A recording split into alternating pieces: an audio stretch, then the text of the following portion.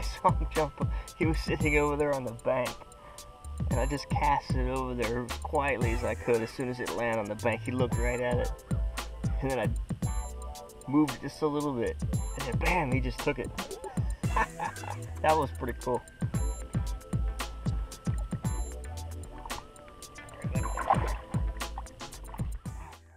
Hey, what's up, YouTubers? Don't forget to subscribe to my channel, Tight Lines.